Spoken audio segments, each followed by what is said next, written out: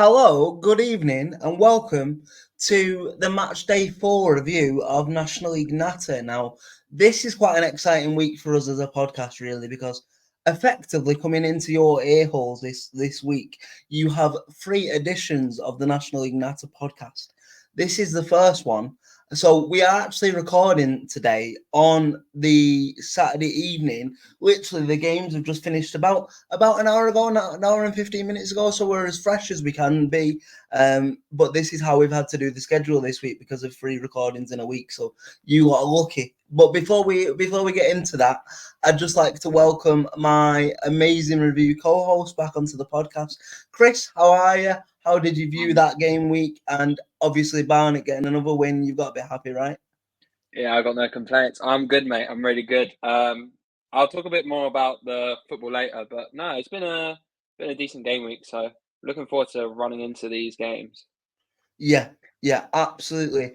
Now, to start us off with is going to be a weird one because today I saw my boys Oldham get battered, if you want to call it a battering, because scoreline says it is, 4-1 by Aldershot away from home. Now, the reason why I wanted to put this first, not only because there's been 5 goals in the game, but also I have a few thoughts and stuff I want to address off the back of it. But so I think Oldham were the better side in the first half. Really, I think we were sort of unlucky to go in at the break 1-0 down. We had some good chances in that first half, and it could have easily been 1-1, even 2-1 to Oldham. And I don't think many people would have complained in the first half. And then, so it was. I think it was 10 or so, like 5 or so minutes into the second half. They scored again then, and you think that then you do start thinking the worst. You know, you're 2-0 down with 50 minutes gone, and you're thinking, Jesus, this could be a thumping. And although it was a thumping by scoreline, it was a really, really weird game because, like, they go 2-0 up. We make 2 changes straight off the bat. We push players a bit higher, push players forward, change a little bit of the shape, and then pull a goal back instantly through Regan Ogle. Some people might say it was a cross, but I'm going to give him the benefit of the doubt and say it was a shot. Anyway, it went in, so we're 2-1 there. We're 2-1, and then from there we sort of we begin to have like a 10-15 minute spell in the second half at 2-1 where we're controlling the ball, we're popping it around really nicely and pushing players forward. But the problem you've got, Chris, and you'll know, when you push players forward and you're looking for an equaliser, you're always going to leave yourself a bit vulnerable at the back. So as comfortable as Oldham were going forward, as soon as I blinked, it was 3-1 to Aldershot. And then you're thinking, all right, we can probably just write this game off. You know, a bit of a bad day, well, a really bad day at the office, but nothing too major. And we're still trying to press. To be fair, we're still trying to push for a consolation. I don't think anyone, even the staunchest of most disappointed Oldham fans tonight, I don't think anyone can question the desire of the team to get back into the game. So we're still pressing, we're still pushing at a 3-1 with like 12, 13 minutes to go, and then we get caught out again. And this time, we clear one off the line, and then Manny Month handles in the box, and Aldershot get a penalty pretty much with the last kick of the game, convert it, and it ends 4-1. And like I said, Aldershot definitely deserved the win. I just think on the balance of play, I actually think any sort of fan that might have actually gone to the game or watched the game through magic means, shall we say, we'll probably agree that a 4-1 was probably a bit of a weird result in terms of it didn't feel like a 4-1 game. I've spoke to Matt, a friend of our podcast, who's an Aldershot fan, and he agreed. He said 3-2, 3-1 would have probably been a fairer result. But like, you're going to get games like this, aren't you? That's why I'm not too overly worried, because I've still seen patterns of play in that game where I thought we're going to do okay this year. Obviously, we've got to bounce back on Monday, and it's a tough game to bounce back to against Gateshead, granted, but we're at home. You know, I fancy us to put it right. But these games happen, don't they, Chris? I don't know what your sort of thoughts and opinions are. Obviously, I know the little friendly rivalry that we have, you're probably a little bit happy, if I'm being honest. But from a pure like footballing perspective of what I just said, then would you agree with like my analysis of the game, really? Yeah, I would agree. I think like you have those games sometimes in the season. I don't want to talk too much about this game because it happened between our teams last season when we played you at home. Like we lost 4-1, but it like both teams. It just happens sometimes. You'll lose these type of games, and as you've said, like when you're 2-1, 3-1 down, you're going to be going for it. You're going to be pushing more players forward, and that's probably why the scoreline is seen as 4-1 instead of maybe a 3-1, 3-2 game. But I don't think Oldham will worry too much about it, as you know, it's early days. This is the fourth game of the season, and they've only lost one game, so it Well, happens. You'll lose games, but I don't think it's too much of an issue. that's the thing as well. I think it's like we we've got 7 points from 4 games now, and in the last 2 seasons, that's a good return considering where we've been and where we want to go this year. So I'm not too overly worried. Obviously, of course, if we end up losing badly at home to Gateshead on Monday, then the sort of doubt will creep in naturally a little bit. But I just think this is kind of one of them games that turns into a little bit of a basketball game. You know, it's just you can just kind of write off, have a beer, and go again Monday. That's where I'm sort of seeing it. But yeah, like it just brought me onto a little bit of a topic of conversation that we said we were going to touch upon just really quickly. Is like the sort of imbalance of like the rational to non-rational football fans after defeats, especially on the social media age and Twitter. And what I mean by this, I don't know whether you've had a quick browse on OAFC yet, Chris, that our hashtag, but on my life, some of the overreactions I've seen on that Twitter from a bad day at the office is crazy, and it just makes me think that you've got like I'm not obviously sometimes I let my emotions get the best of me, but I like to think I'm quite a rational football fan. I've seen what that is today for what it is today. It's a bad day at the office, nothing more, no overreaction needed from me. Aldershot were the better side. They got the 3 points, but some of the stuff I've seen on our hashtag tonight has been so questionable. You know, some people saying that the optimism's going for the season. Like we've got 7 points from 3 games before today. You know what I mean? Like it just. Do you think social media aids or like I'm trying to work out what the opposite word to aid is. Disables like the sort of realism of football nowadays. Like what is sort of your viewpoint on that? And especially like I don't know whether Barnet have a similar section of fans or whatever, but I just think it's mad, isn't it? Sometimes the overreactions on social media that you see to these type of games. Yeah, I would agree with you. I think every club has it. Like, obviously, after a game, like especially is a big defeat for Oldham, but I think you're always going to have fans that will probably overreact to a certain result. Like, it happens. I remember, I think we lost last. I think when we lost to you, a lot of fans were like, "This why? Like, playoffs is done. Title's gone. Like, we're not going up." But I think it does. The part of social media, it does help and hinder. Like I think you have those two kind of things where it does help to have fans' opinions, but sometimes football fans are fickle. I think that's a great one. One of my favourite sayings: "Football fans are fickle," because one week you'll be saying, "Oh, we're losing. Oh, this is it. Oh, this is our season's finished." The next week you win. Oh, we're going up. We're going up. But yeah, I would agree with you. That is how football fans act. Yeah, absolutely.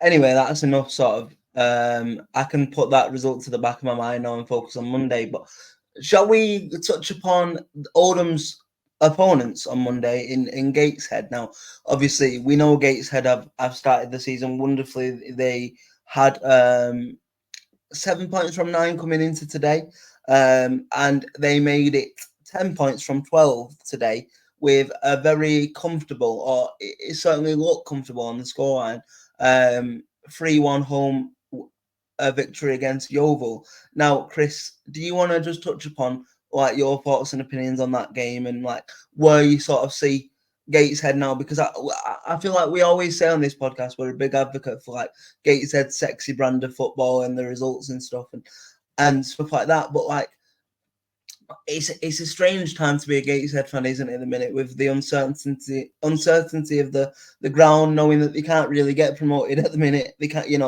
like, so it's a weird time, isn't it? And like, it's not very fair, is it, really? Because they probably do play the most attractive football in the division, and when they do turn it on, they sweep sides away, but they can't do anything with that. So what are your sort of thoughts on number one, this performance today in isolation, and then that wider issue itself? Yeah, so I'll touch first on the performance. I think it's what I expected, I'll be honest. I didn't expect Yeovil. I know you predicted 1-0. I'm not going to try and say just blush a prediction, but I did think that Gateshead would win the game, and which they did quite comfortably with a 3-1 victory.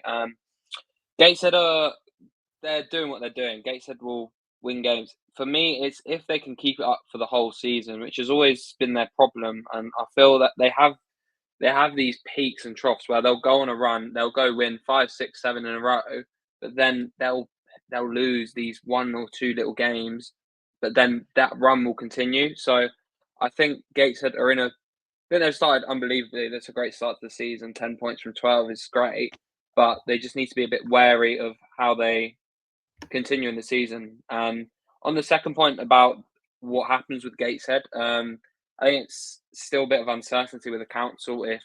If let's say they won the league, would the council be like, yeah, go for it, go up, because you'll get your extra income from League Two, more fans coming up to the council, to the region. But I think it's a really tough one, and I think something that Gateshead need clarity about, because if they don't have the clarity, they don't know if players will want to come and sign for them if they're going to be stuck in the National League. So I think it's a tough one, but Gateshead so far on the football pitch have been started unbelievable. So great for them. Yeah, I agree. And just to be clear, because I think Chris tried to throw me under the bus a little bit there, the reason why I went for a Yeovil win is because as I explained in the podcast, when I think of Yeovil, they spent a couple of seasons in the Championship not long ago. They should be a very well established EFL side. It's just because of mismanagement of ownership and stuff like that Yeovil find themselves here. But I just wanted to talk about Yeovil a little bit in terms of the first season at this division after coming out of the South last year. They have literally got no draws in the first 4 games. They've won 2, lost 2, 6 points from 12. In terms of your first at this level, that's a good start, isn't it? But I do think for Yeovil, there will be expectation of the size of the club and the history of the club that they can compete in this division and they can maybe sneak a playoff place. Would you agree that you probably think the same? I would disagree personally. Okay. I would disagree. I don't think they've got. I think they've got off to a good start, but I don't think they'll be in that hunt for the playoffs. I think they'll be more mid to lower table. But they do have some impressive signings, like Aaron Jarvis is a good signing, I think, from Torquay, and Jordan Thomas. I know he scored an own goal, but I do think he's a good player. But I think sometimes when you're coming up from, I know Yeovil have had such up and downs over the last 10 years, but I think managing expectations is very important. But I do think probably a mid-table finish, and then maybe next season to push on for the playoffs. Yeah, that's fair. This is what a podcast is about, and it'd be quite boring listening if we all had the same opinions, I guess. But I don't know. Maybe it's nostalgia. Maybe that's my problem. But when I think of Yeovil, I think of like League One battles with them in the Championship, and I think surely that they're two, like a bit like us. I guess it is nostalgia because it's a bit like us a little bit in terms of like you don't want teams like that to be in this division for too long because you've got such EFL history. But I guess you've got to prove yourself that once you are down here, you're down here for a reason, aren't you? I guess you don't have any like automatic right to just be in the EFL because you once were an EFL member, No, exactly. Look at Scunthorpe. Like, you think I'd say probably 99% of people's predictions last season was Scunthorpe top of the National League North. They didn't get out of it because they're ex-EFL, but the National League doesn't work like that. Look how many teams are ex-EFL in this division. You can't just get out for free. Yeah, absolutely.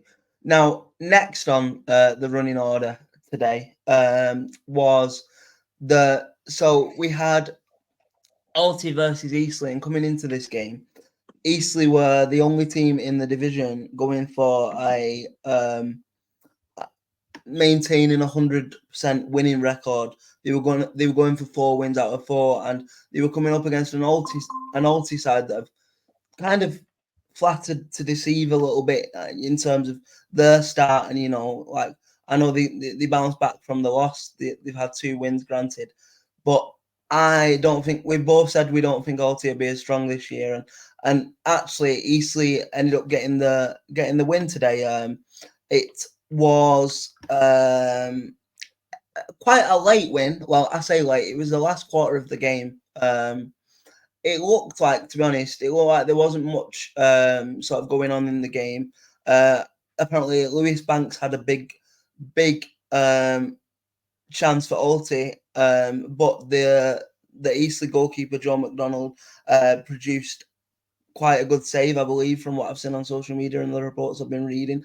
But other than that, it was quite a boring, quite a typical 0-0 game. But then up steps EFL and National League veteran Chris Maguire in the 72nd minute to slot home a penalty to keep Eastleigh's 100% record alive.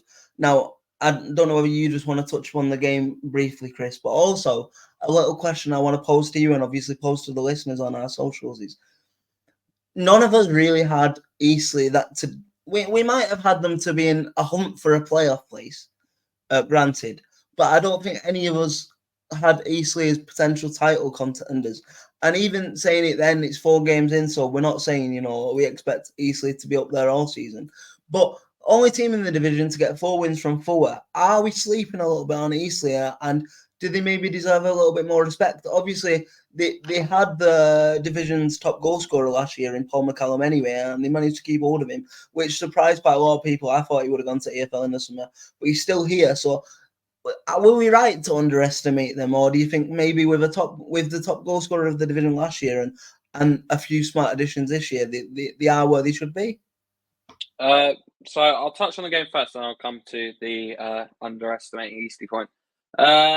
I did think before the game Eastleigh would have a good chance because I think Altrincham are in a really difficult situation at the moment with they kind of lost that identity a little bit because of the loss of Chris Clark, but no, really good start from Eastleigh. 4 wins from 4. You can't have any complaints from that. And yeah, I think they've looked really strong. They're scoring a lot of goals, but they're not conceding a lot of goals, and that's the formula of football. If you do that, you're going to win. You're going to win most of your games, and that's what they're doing at the moment. And they've got so much experience. This is to keep Paul McCallum is like having 2 new players. Like that's how good he is in this division, and to have the top goal scorer to keep him is insane. And I think we have underestimated Eastleigh. I didn't do a prediction, but they wouldn't have been in the playoffs for me personally because I don't know why.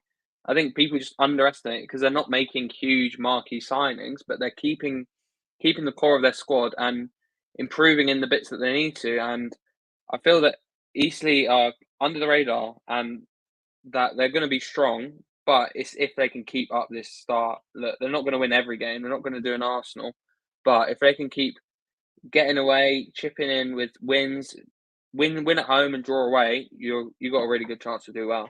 Well, we might look ahead to the Monday fixtures briefly while we're on this podcast, and I just wanted to have a look if I think Eastleigh have a distinct possibility to keep this unbeaten run going. I'm just having a look, and they have. Where are they? They've got Sutton at home. Sutton at home. So obviously, big test, really. Big test. I think if you're an Eastleigh fan, even though you want the 100% record, but you probably take your hand for a point right now, don't you? In that situation, probably. Yeah, I would agree. A point is a good result against Sutton side, who have started quite strongly. For Altrincham, from an Altrincham perspective, then, without trying to sound too repetitive now, that is so that is where are they? They are 11th in the league, so they have also 2 wins, 2 losses, no draws from 4 games, but they have also conceded six goals. Is that right? And scored twice.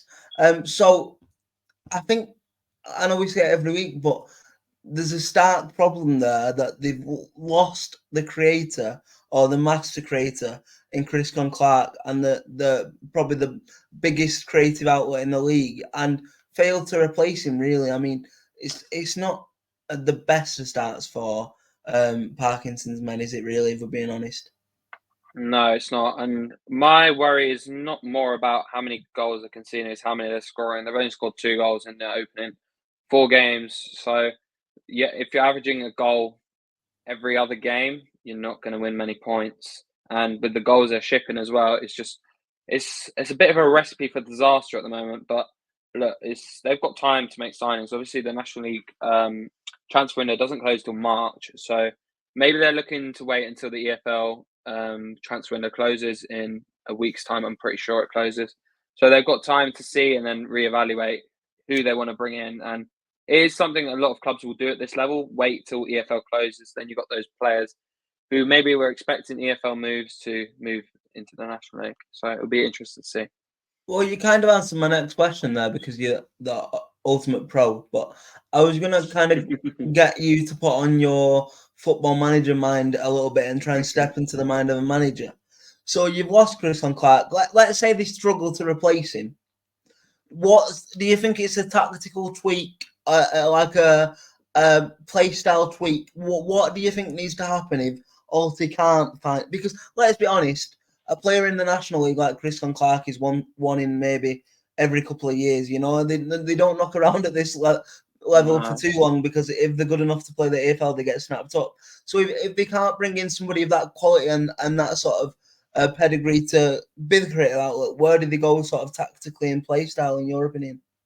Well, I think they need to be patient. That's the first thing, because when you're losing a player of caliber, like I think a lot of teams, when they lose players, they're like, okay, we'll bring in this player. He'll probably do a job. If he doesn't, he doesn't.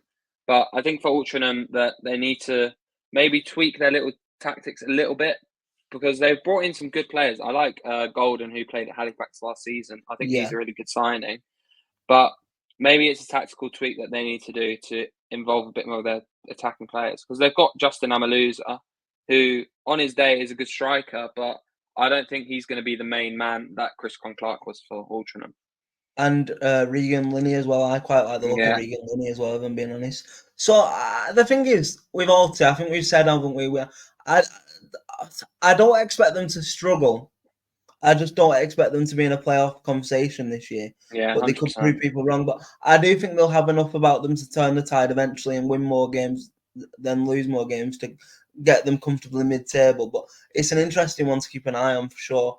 Just going back to the Eastleigh thing, just a little plug I'm going to mention. I don't know when, but on the back of that question that we just said about Eastleigh underperforming, I think our wonderful social media admin will be doing a sort of deeper dive article for our website, maybe based on that question alone, to go alongside this this podcast when it gets released. So keep your eyes out for that, definitely. But next up, Chris, I'm just going to give you the floor now, because come on, this is Barnet versus Southend. Now, in mine and Lozzy's preview show, we actually give this joint tie of the round, because I think this is two teams that will be up and around it and up and around the conversation, even though we seem to say that we think we've got about 10 teams that could be up and around it this year. But that shows how competitive the National League is, really. So how big of a result is this? And also now you've gone from losing your opening game and people having a little bit of questions, to then going 3 from 3 to recover, and you've got 9 points from 12 games. You've got to be happy with the recovery. And then also, just to flesh it out a little bit, is are Barnet the National League's answer to Chelsea in terms of how many different signings do you want to make this year? You know, what is going on there? Just talk to me a little bit about that as well. That question is really taking me off guard. Okay, game really good. I think it was kind of. I think I spoke to a couple of our fans before, and I was like, I think we'll win 2-1. I put it somewhere on Twitter. I will quote tweet it later when I find it, because I did say 2-1 somewhere. But no, I think it was a really good performance. Obviously, Southend, really good team. I think for us fans, I said to someone, if before these first two, the Forest Green and the Southend game, if we can get 4 points, I'm happy with that, 100%. But to get 6 is unbelievable. And Yeah, it was a really good performance. Mark Shelton probably was our man of the match. He was absolutely everywhere today, winning all the headers, and he's been a really good player for us. Was pivotal against Forest Green when he came on, so it was his first start today. But I was really happy with how he played and scored a penalty in the about 70th minute, and very good penalty. But look, it was a good day at the Hive. Obviously, Southend sold more than us, but they've had a couple fans on Twitter saying, "Oh, we've got more fans than you, but we've beaten you 4 times in a row." So yeah, It's it's a crazy. bit of a weird one. But on your point of all these new players, I think a bit of perspective is needed. I think you'll probably see Collingen, maybe Carney out the door in the next few weeks, You think we're gonna get and rid of Idris? Yeah. I think so. I personally, I'm not even. I think a lot of Barnet fans would like to see him leave, just because This he's a this is really just good player. a quick disruption in the middle of the podcast to just say, if Mickey Mellon is listening, please go and make that deal happen like it was Yeah, supposed to happen last year. take him. We will take it. Well, Gillingham put a bid in, but it was rejected. But Interesting. yeah, it'd be interesting to see what. But Carno's a good player. It's just his end product is very. It's just hit. It's very hit and miss. Like the game against Forest Green, he had 0 successful crosses, but he had about 15 chances. But anyway, I'm going off track. But overall, I was really happy with how we played, and I think it's a statement. It's a statement. We're obviously the first game against Halifax, we weren't at our best. We just couldn't create many chances, but last 3 games have been really promising. So I'm really happy how we've turned it around in the So last 3 then, games.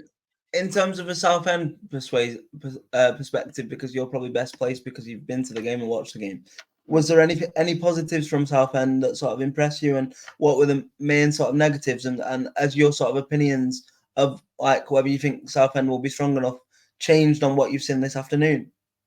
I don't think they played the best game. I'll be honest, 100%, because I think Southend they struggled to get up the pitch because Josh Walker was out, and they had Cardwell, but really they don't really have much attacking threat. Similar to last season when we played them, like defensively they're solid. Their midfield is solid, but up front I think they're a bit just lacking in that area. So I think that's somewhere where they need to improve. But I think they'll be teetering on the playoffs. But I think a disappointing afternoon for Southend. I don't think they really showed up today. Interesting. I think I don't. I think now Southend have got the ownership issues out of the way. I do think they'll be a bit of a force. I mean, they are starting to sign players now and sign good players. I mean, they signed a really good player this week, and I do expect them to be up and around it for sure. Whether they'll be strong enough to get in there and like break it is a different question. But I think Southend are in for a relatively successful season, but look, from a Barnet point of view, like I said, in terms of a response, going 3 from 3 after a shock opening day loss, you can't ask for more. But moving on then to our final game of the first half. I can't believe we're almost halfway through already. But trust me, you've got a big second half coming because, spoilers alert, I was doing the running order, and for the first time ever in National League podcast history, or first time I've wrote it anyway, we've got 6 draws to talk to you about in the second half of the podcast. So, just quickly, how are you feeling about that, Chris, before we touch up on the last game of the first half? Keeps the league close, so for entertainment value, it's good. It's good for us, but it's going to keep the league very interesting for sure. Nice. So, shall we actually? Fully enough, we are going to touch upon one of the 6 in the first half. In bear with me, my computer's just frozen. No, I tell a lie. Sorry, I tell a lie. I was getting ahead of myself. The final game in this first half we're going to actually talk about is the sort of game that me and Lauren earmarked as like a potential, and again, it's so criminally early, you probably should shoot us, but we said it could potentially be a relegation or certainly a bottom end 6-pointer in terms of it was Woking versus Ebbsfleet at home, and Woking just about survived last season, and Ebbsfleet did it, but just about. So I think it's two teams that you expect to struggle. But look, Woking came away from home, and it was a perfect away day performance, if we're being honest. 3-0 in absolute control. Apparently, according to Woking fans, it could have been more. It could have been 4 or 5. I really don't think you can complain about that, can you, Chris? Really? No, brilliant performance to be fair from Woking. I wasn't really sure about after their start to the season. I was a bit worried about them, but no, three goal win away from home is a brilliant win for them. And Ebbsfleet is very, very worrying. I think they're in really big trouble, but it'll be interesting to see how they bounce back on Monday. So yeah, I mean they've already got a -9 goal difference. I mean, granted, Boston also have a -9 goal difference, but Ebbsfleet have already conceded 13 goals in 4 games. That screams problems to me. That screams relegation dogfight. I mean, we could be wrong, but you know they've obviously got severe defensive issues, and it'll be interesting to see whether that is sort of an issue that they look to address as the season goes on. Because, like you said, we don't really have a designated transfer window in the National League, so at least it's something that they can work on. But from a Woking perspective, then I think the 3 goals, the clean sheet, and the fact that they've kept 11 men on the pitch this week, all 3 of them things are massive positives, right? And look, for a team that I still expect to struggle or be battling anywhere in the lower mid-table regions, 2 wins and 2 losses from 4 games, 6 points, currently in 9th position. You've got to be happy on that, I think. And again, is there a world, is there a possibility where you think, because I think every season always has one sort of dark horse team that shots up from nowhere really at any point of the season. Do you think Woking could maybe surprise a few people and put together a surprise charge for the playoffs? Not necessarily get in the playoffs and stay there, but do you think they've got enough to maybe upset a few people and try and battle at the top end of the division this year? I would say no. I would say no, just because I don't think they have enough depth or enough. They've got some quality players, to be fair. Like they've got on paper, they've got quite a good squad, but I think maybe with a bit of time it could come together. But I wouldn't class them as a team that would be one to watch maybe for a late playoff charge. But overall, a really good result from Woking today. I think they'll be happy to get their second win on the board. Yeah, absolutely. And with that, I can't believe how fast this podcast has gone, to be honest. But with that, we're already halfway through. So it is time for our wonderful listeners to listen to our wonderful sponsors, who without we wouldn't be able to produce this wonderful podcast.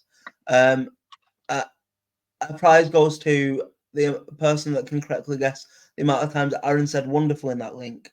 But we shall be back with you in a few minutes after you've heard from our sponsors.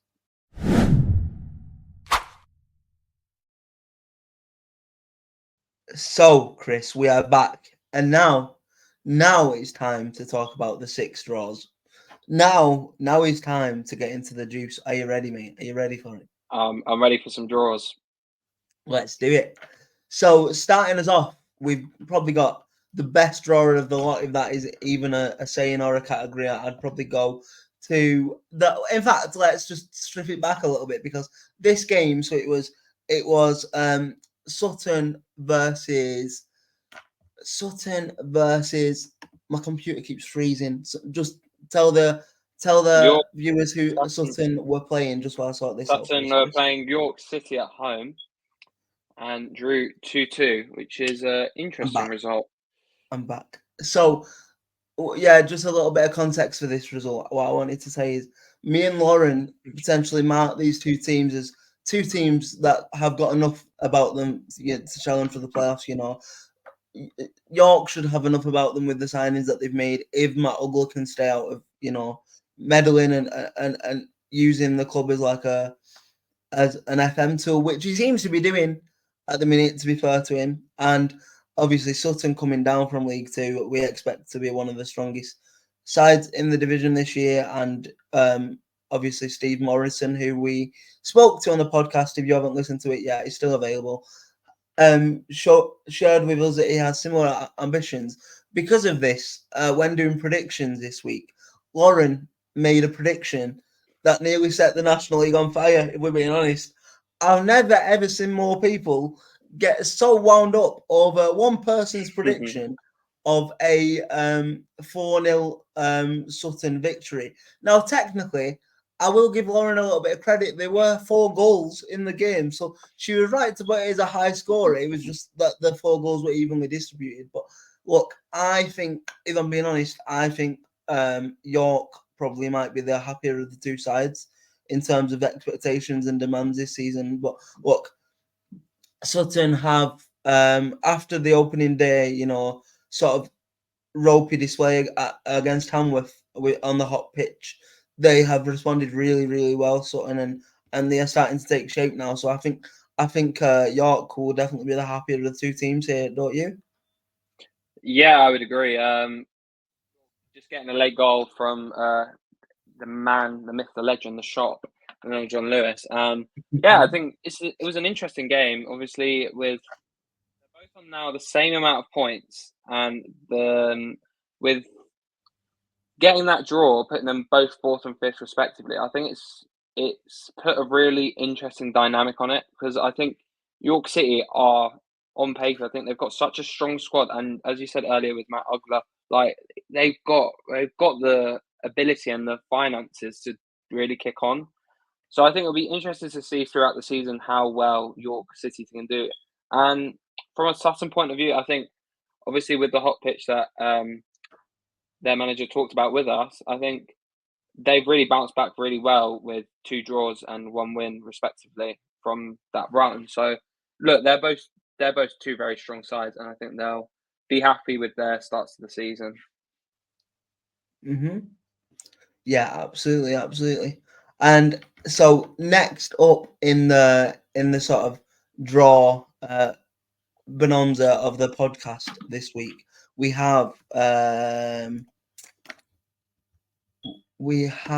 I'm so sorry, by the way, I'm having so many technical difficulties today. My computer is almost as slow as my legs today, if I'm being honest.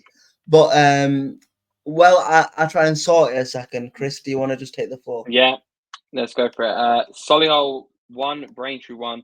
In an interesting game, I think Braintree will be the happier of the two sides for them to be able to get a good point, to be fair, against a strong Solihull side who haven't started the season as well as they did last, obviously falling short in the playoff final to Bromley. But Braintree will be, I think, very happy with that result. Kevin Lisby scored the goal, son of his dad used to play for Charlton, who's a very good player back in the day.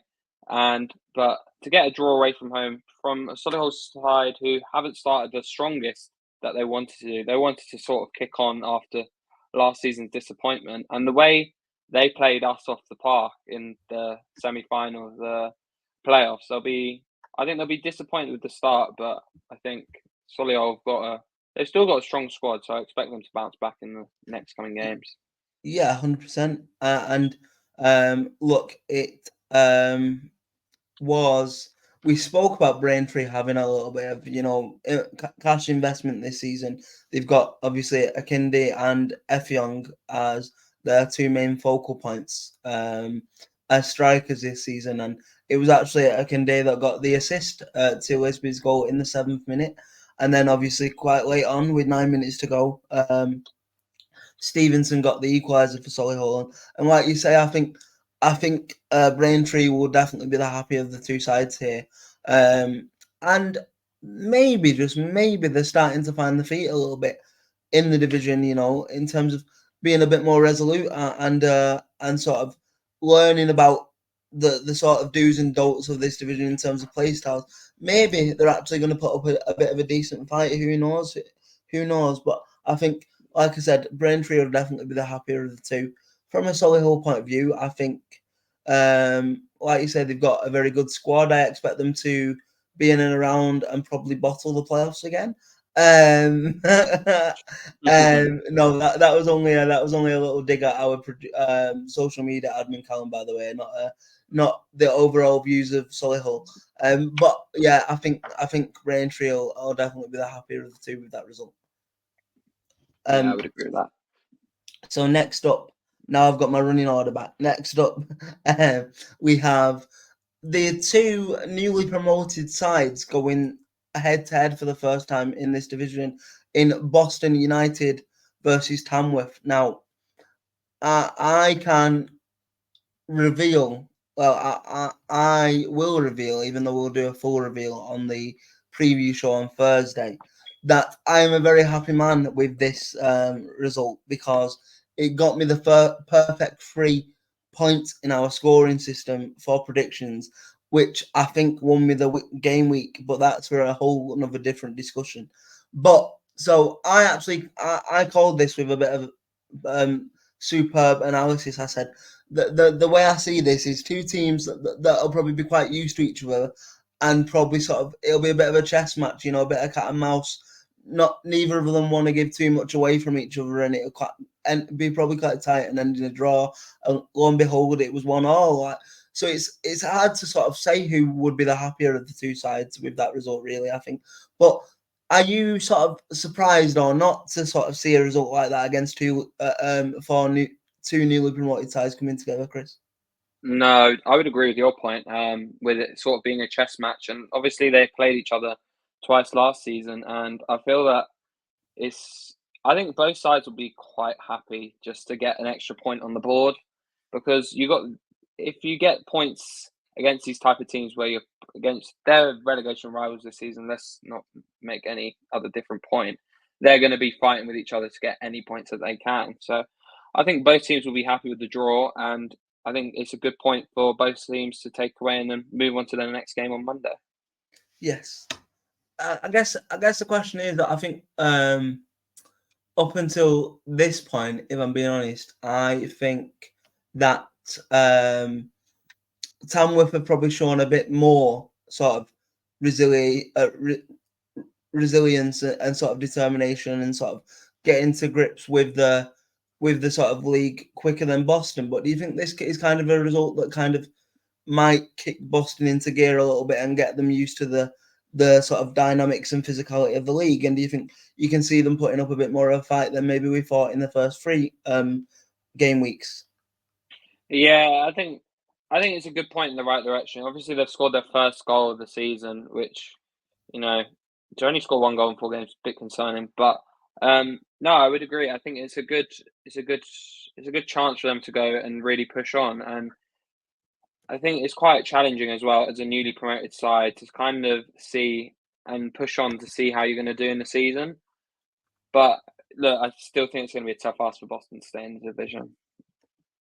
Yeah, I agree. But look, that I think it's a fair reflection that the points are shared on the debut game in a new division against each other. So yeah, So moving on now, and again, pains me to say it, but this one surprises me, and it is only a 0-0, so we won't spend too much talking about it. But Rochdale were at home against many people's favourites for the division, or at least to be up there challenging for the division, Forest Green, and it ended 0-0.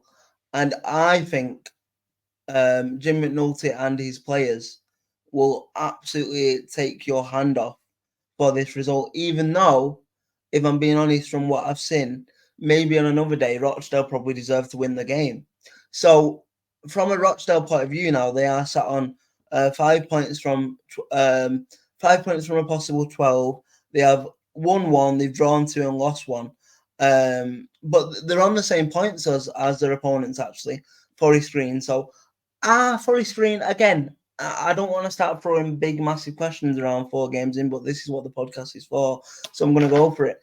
In terms of the first 4 games, Chris, are Forest Green flattering to deceive a little bit and sort of disappointing? Have they disappointed you in terms of where you expected them to be and the fact that they're actually only in 12th on 5 points? having won one, drawn two. Granted, they've only lost one, but they've only also won one in the division. What do you think to that? Well, obviously, saw them play on Tuesday, and I will be 100% honest. I was not impressed with them at all for the whole game against us. I don't know if it's just when they played us. Obviously, we're a team that likes to keep the ball. They just sat the whole game, just playing for a draw, which for a side that wants to compete and wants to be favourites for the division, you think that's a bit of a red flag with how much budget they have, how many good players that they have. They just sat and look, the game plan maybe to get a draw at a side like us, but it didn't work. But no, I think Forest Green will be a bit concerned with their start only 5 points from the first 4 games. Is not the start that they would have wanted. And yeah, but also a good point for Rochdale. I think they're going in the right direction. I think they start the season very strongly, and I think they'll be the happier of the two sides for sure. Yeah, absolutely. And look, I think taking my Oldham rivalry bias off, I think I think it's a good start for Dale. I really do. I think they'll have like a sort of aims of a playoff place for sure. With the new investment and obviously McNulty proving himself to be a fairly decent coach at this level last year in testing circumstances. I think they've made some good signings, so I think they'll be up and around it. But to hold many people's title favourites probably behind Barnet and maybe even behind Oldham to a 0-0 draw at home is a great result in my opinion. And like I said, I think Rochdale are in for a really sort of successful season. But I don't really know what that looks like yet, whether they're actually strong enough to win the playoffs or whether they'll just get a playoff place. But I do think they'll be up there and competing at least. So next up, then we have Hartlepool versus Wealdstone. Now, Hartlepool were going into this game seeking to continue their unbeaten start to the season, but also they were the only team in the division to currently, as of 3 o'clock this afternoon, they hadn't conceded a goal in the division. And that all very nearly went out the window, Chris, because up until the 98th minute of play, Wealdstone were beating Hartlepool 1-0. But then steps up Manny, the Manny of the moment that's been used twice this week on this account, but I'm going to use it again in Manny Desiree for Hartlepool, who scored countless big goals for Hartlepool, and I think he is a big player at his division. In the 98th minute to keep that unbeaten streak alive, but obviously they've conceded now, so that sort of run is gone. But in terms of that game, obviously lucky escape for Hartlepool, really, probably. They should be probably looking at the first loss of the season. But for Matt Taylor and his Wealdstone side, that is a very, very, it will feel like 2 points drop, won't it? Definitely, with the manner of the goal coming. But I think when they'll look back and reflect it on Monday at the meeting, they'll see that as a very, very valuable point for their season, I think. Yeah, I would agree with you. Probably at the moment it's very disappointing. Obviously, whenever you concede a 98th minute equaliser or you concede to lose, it's a very disappointing moment.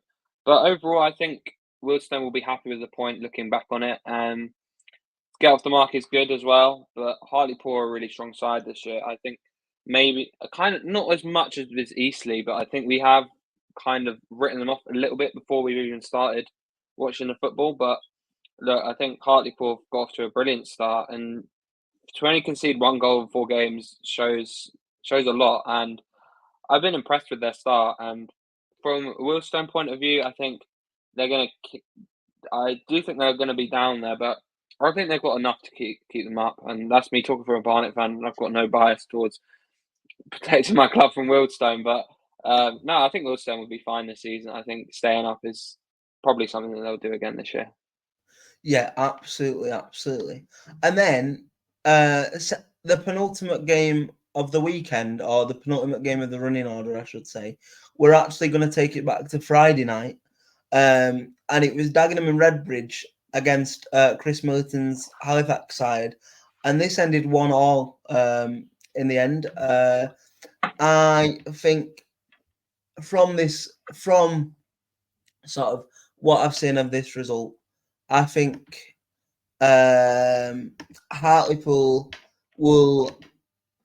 I mean, yeah, I think Hartlepool will be the happier of the two sides. Obviously, the goal coming very very late. But by the way, what a piece of play! What a little routine the goal was.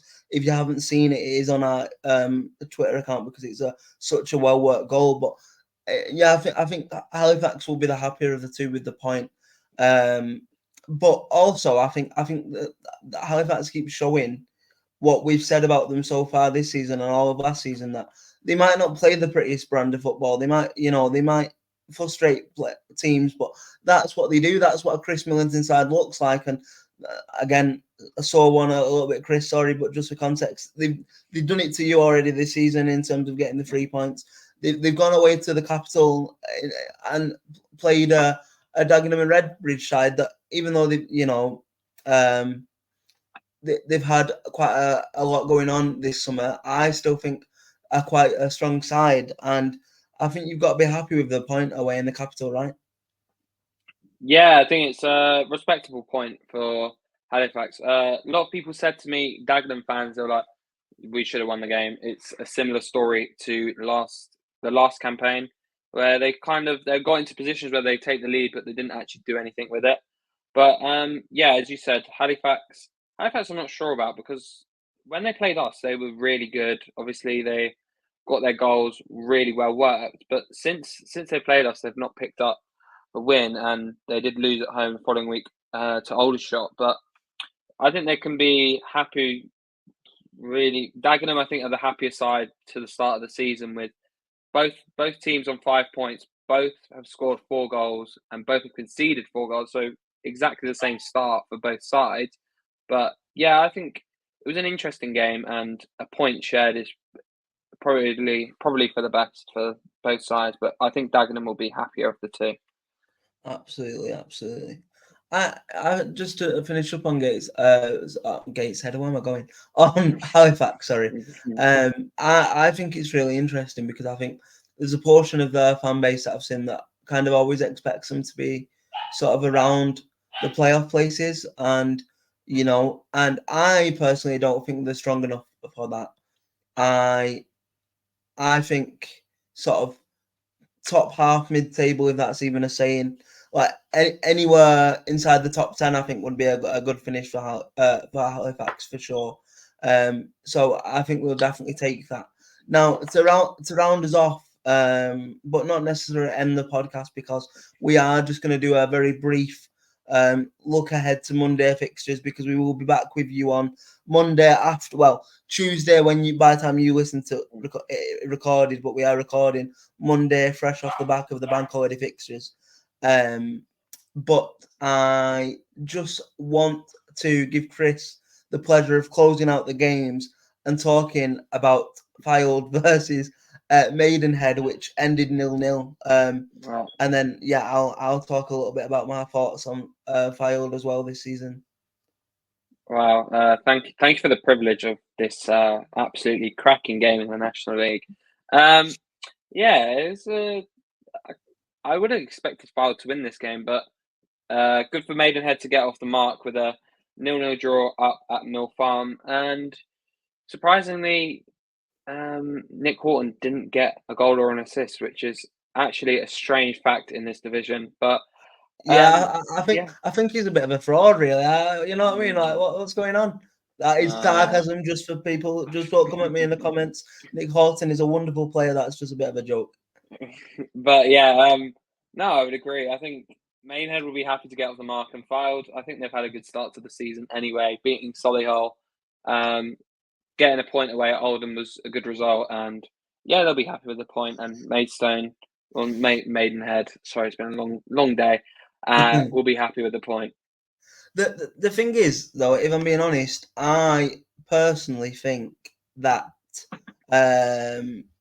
I don't think that Fylde start to the season has been too good, if I'm being honest. Especially with the talent in the squad, you're looking at them. They've won 1, drawn 2, lost 1. But like, I think they might be sort of like this year's Altrincham in terms of everything good that Fylde will go on to achieve or look to achieve will run through Nick Horton and whether he's fit for the whole season or whatever else it is. And if he's not ticking, then Fylde as a team themselves aren't ticking, So I don't know. It's been an interesting one for me, but look, it's 0-0, nothing to really report on that game. So shall we get onto our podium of the week for play performances? Yeah, let's do it. Okay, so would you like to go first? yes, I I went would first last actually. week. I would. So I'd like a bronze shout for Manny Disarui for Halifax. Just not necessarily because of his performance, because I don't know the ins and outs of his performance, but I think he deserves to be on that podium for such a dramatic 98th minute equaliser to keep his team's unbeaten start to the season alive. Would you agree? Yeah, I think it's a brilliant shout, and he's one of the players that really impressed me last season when we went. Well, they played at us, and likewise, he was really impressive when in the first game at the Hive. I think he did score as well, but yeah, he's a really good striker and proven at this level, and he's looked really solid. Amazing. So the thing is, I've got a gold in my head, right? So I'm gonna wait to do my gold nomination. Okay, So this I'll is give you the good. pleasure. I'll give you the pleasure of doing silver if you want. I've got a silver shout, Okay. which is good. So I'm going 2 for 2 back in my own team. I'm not going to do this every week, I promise. This is just kind of how it's worked out. So I'm going to give it to an ex-Oldham player, which Aaron, I'm sure, will be happy about. I'm going to give it to Mark Shelton. He did score a penalty and probably was our man of the match, also won the penalty. And I think the way he's slotted into this team, after what some Oldham fans said to me, like, Mark Shelton, why are you signing him? He was unbelievable today. And I think he's fully deserving of that silver medal shout. I gotta be honest. I do have to be honest because when Barnet signed him, I was like, wow, okay, because he was, for the big part of it, he was relatively poor for an Oldham side, but at the same time, compared to where we think we are now with some of the way we're trying to play and stuff, we were awful last year. So it could have been the tactic, it could have been the caliber of players around him, it could have been anything. But to us, he was just an industry man with quite a lot of an engine on him. So it's quite surprising and I guess refreshing to hear that he's getting that sort of creative side to his game. And look, it might be a different story from some other Oldham fans that you'll encounter, but for me, I'll never really have too much of a bad word to say for ex-players, depending on how they do, obviously. And it's good to see. It's good to see Schultz settling in well for Barnet, and as long as he doesn't score or assist in the 2 games that we play against each other this season, I'll be happy, and I'm more than happy for him. So he takes silver. So well done, Schultz. So gold for me, and this is interesting because I'm actually going to give a gold performance to a man that scored twice and assisted once against my own team today, Chris. And that man right there is, bear with me a second again, sorry, is Mr.